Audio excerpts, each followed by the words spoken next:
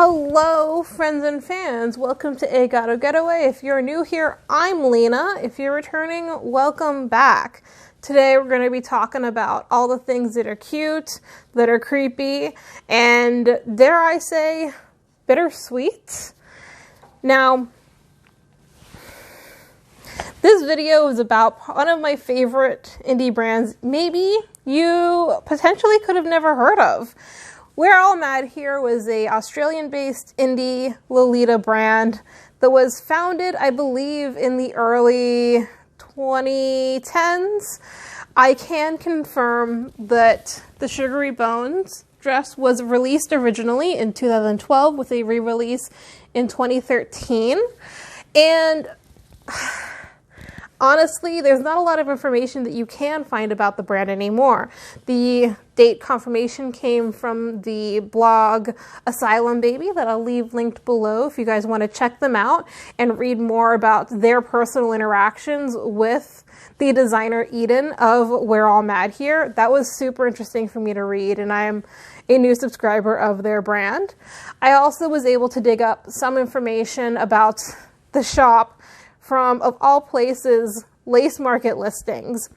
There are probably, I think, maybe 1.5, 2 pages of listings for items from the shop on Lace Market. There's not a ton of the items that come up very often. The handful that I have came to me after years of searching for them. But I first got my start, like really did my deep dive into Lolita in 2012. And that was the heyday of this brand. So they were all over the social media.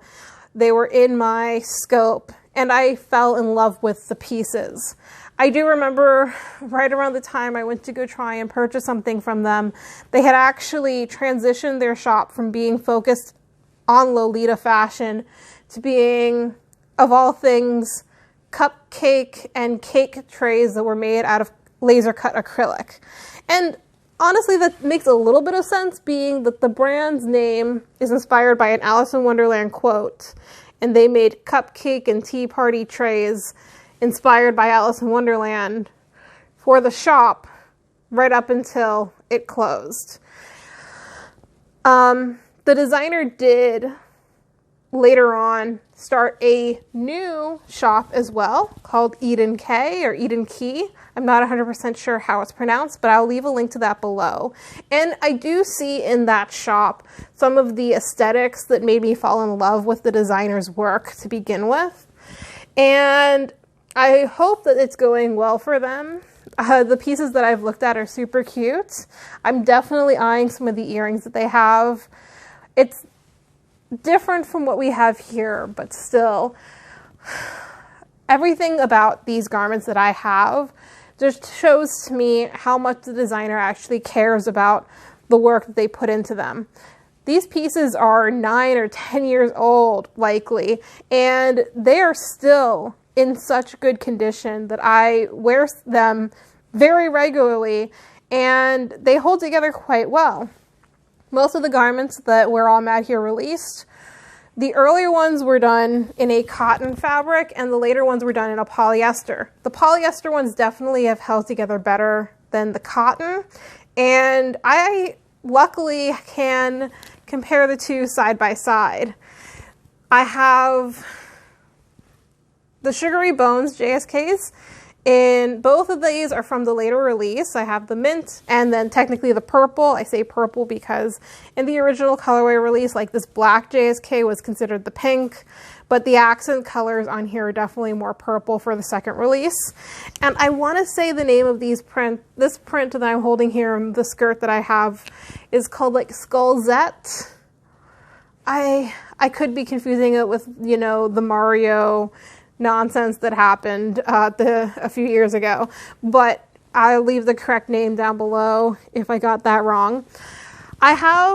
These were both purchased off of Lace Market. The other 3 pieces I got from local comm members. somehow I had 3 different local com members that all had a piece from the brand.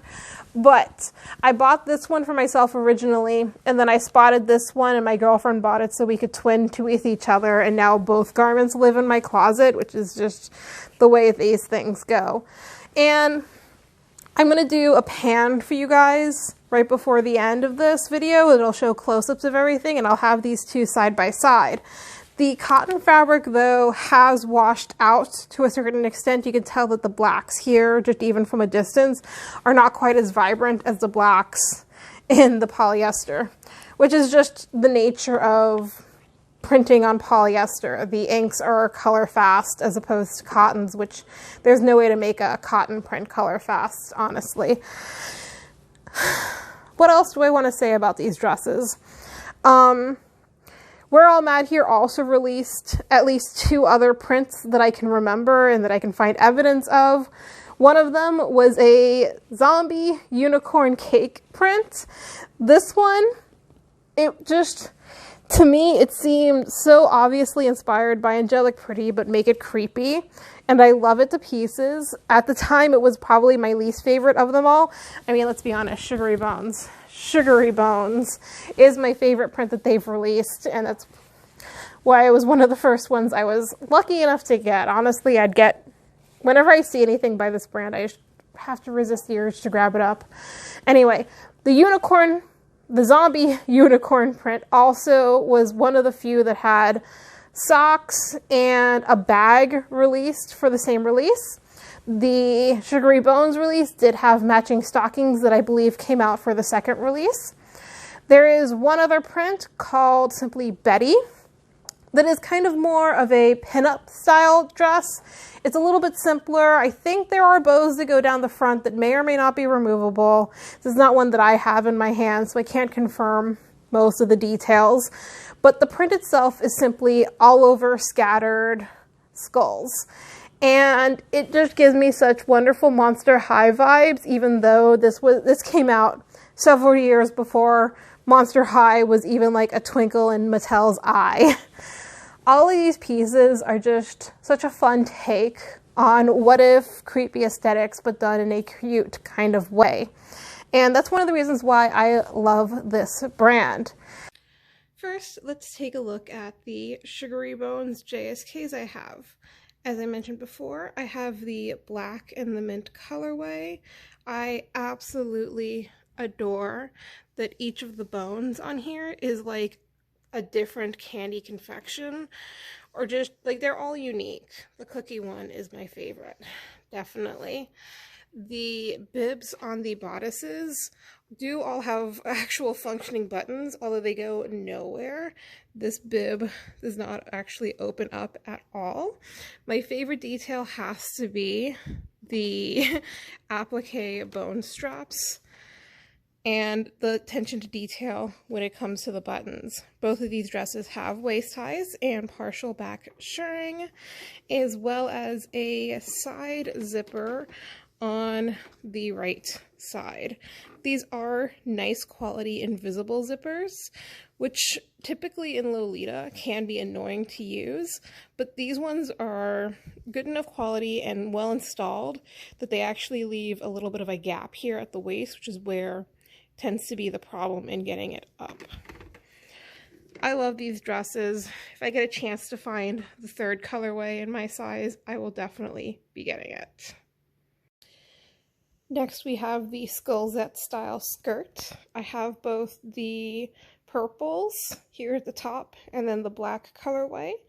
I believe they're purple. They're kind of a very lovely lavendery pink, and you can tell pretty, distinctly the difference between the cotton one, which is a lot lighter in color, to the polyester.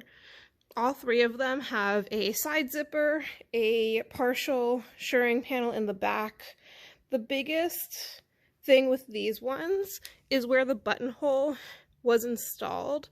The polyester fabric has frayed a bunch on the black one. It has kind of like pulls and damage with that.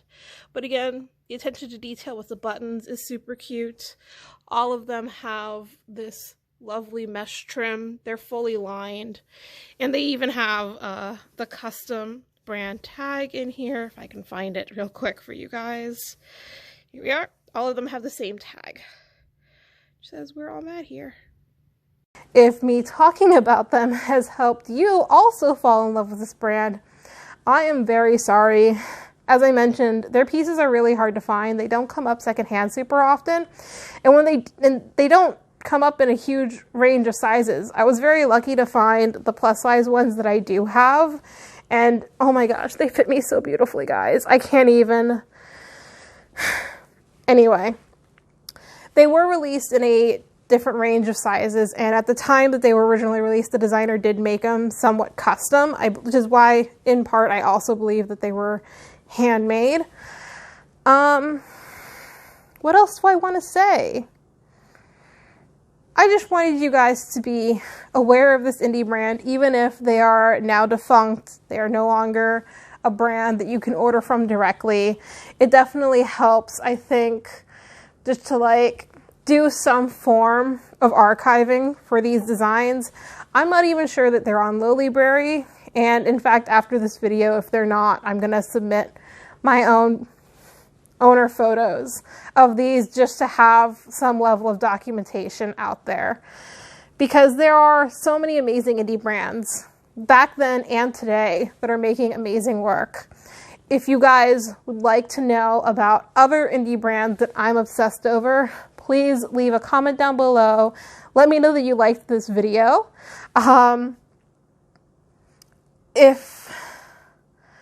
When I'm able to, I do plan to do another one focusing on Moss Badger, who's an indie brand that's been around for a very long time as well.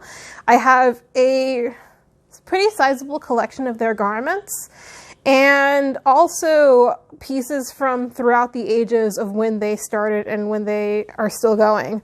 I'm lucky enough that the designer for Moss Badger, Jordana, is a friend of mine, so if you guys would like a more in-depth video about them, I am working on it. And yeah, with that, thank you guys so much for watching. I hope you enjoyed this quick peek into my creepy cute section of my closet. I say that like there aren't more creepy cute things, but anyway, I hope that whatever time it is, wherever you are, whether it's morning, afternoon, or night, you have an amazing rest of your day. And check me out on Instagram if you'd like to see some fun coordinates using these pieces. I also have a Discord group that I'll leave linked down below. I am holding a giveaway on my Discord. All you have to do is join it and be a member in order to qualify for the giveaway. And yeah, I'll see you guys in the next one. Bye.